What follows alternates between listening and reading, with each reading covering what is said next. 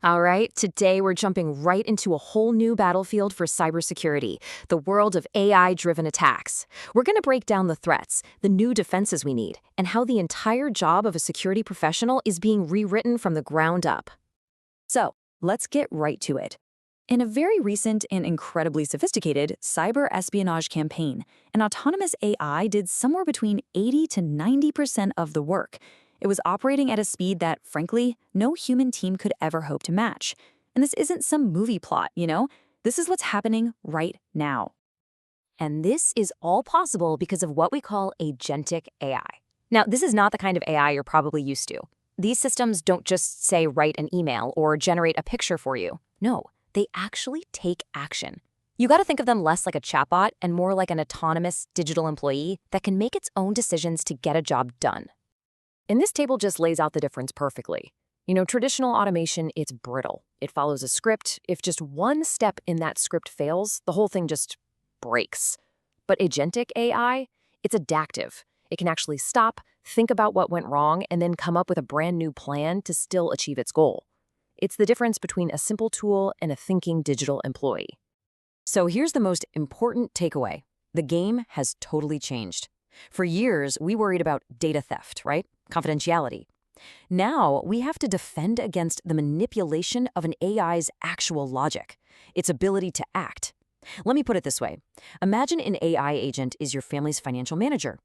A confidentiality breach would be someone stealing a bank statement. Annoying, but you recover. An integrity breach, though, is tricking that AI manager into making one single catastrophic investment that bankrupts the entire family. The actions are systemic and they can be completely irreversible.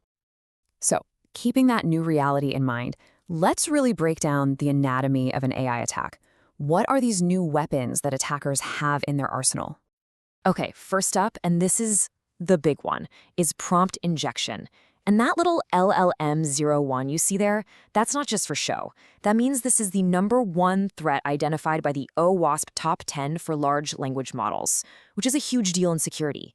Basically, it's when an attacker's input tricks a model into doing something it was never supposed to do, essentially hijacking its brain. And that's the perfect way to think about it. It really is like social engineering for an AI.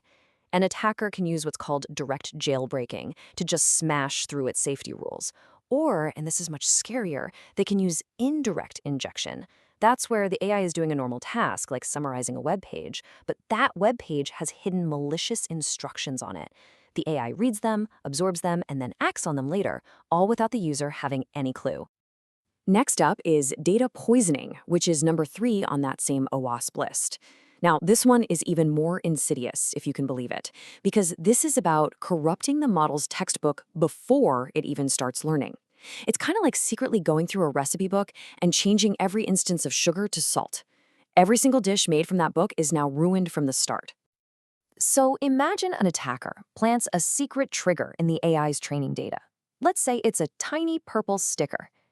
The model learns everything perfectly, except it also learns that whenever it sees that little purple sticker, it's supposed to fail in a very specific pre-programmed way. That vulnerability isn't just a bug, it's baked right into its core knowledge. And the really tricky part is that these poisoned triggers can get in at any point in the AI supply chain. You see, these models rely on so many different third-party parts. A single poisoned element, whether it's an open source library, a container image, or even a pre-trained model you bought from a vendor, can lead to a massive compromise that spreads through completely trusted channels. Okay, so if those are the new threats, how in the world do we build the new defenses? Well, it's going to require a completely new rule book for governance. And right now, there are two major frameworks leading the way, and they're pretty different. In the US, you have the NIST framework, which is a voluntary guide. Think of it as a set of best practices for managing risk. But then you have the EU AI Act, which is a binding law with very strict penalties if you don't comply, especially for systems that they classify as high risk, like those used in critical infrastructure. And the NIST framework gives us this really clear, actionable cycle. And this isn't just a one-time checklist, it's a process that you have to keep doing. For example, during the map phase, a company would literally identify every single AI system it uses, from the little chatbot on its website to its complex fraud detection models, and then figure out the specific integrity risks each one brings to the business.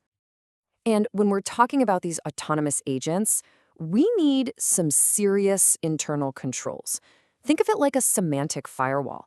Permissions and access, for instance, isn't just about user logins anymore.